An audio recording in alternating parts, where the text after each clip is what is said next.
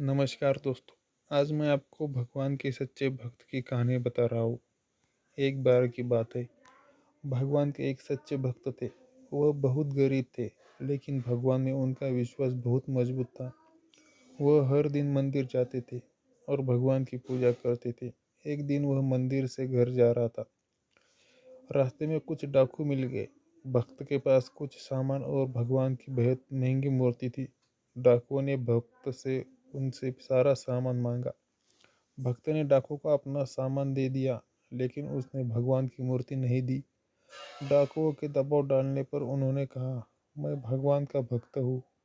मैं अपना सामान और अपनी जान दे सकता हूँ, लेकिन मैं अपने भगवान की मूर्ति नहीं दे सकता हूँ।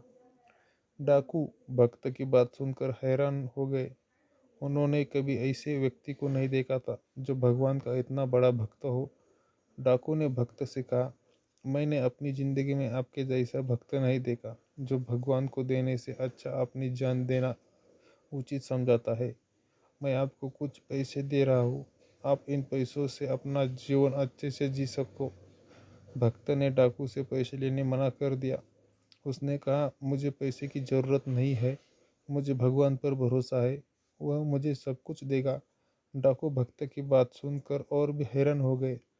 उसने कभी किसी ऐसे व्यक्ति को देखा नहीं था जो भगवान का इतना बड़ा भक्त और इतना ईमानदार होते। डाकू ने भक्त से आशीर्वाद लिया और वहां से चला गया। भक्त घर गया और भगवान की पूजा करने लगा। वह भगवान को धन्यवाद दे रहा था कि उसने डाकू से उसे बचाया था। भक्त को पता था कि भगवान भी कभी भी उसका साथ नहीं छोड़ेंगे। भक्त भगवान की कृपा और अपनी मेहनत से एक दिन बहुत बड़ा आदमी बन गया।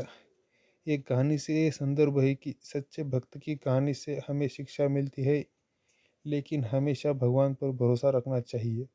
चाहे कितनी भी मुश्किलें आ जाए, हमें कभी भी भगवान को भरोसा नहीं छोड़ना चाहिए। ये कहानी से ये संदर्भ निकलता है। और आप भी हमेशा भगवान पर भरोसा रख दीजिए। धन्यवाद। Thank you.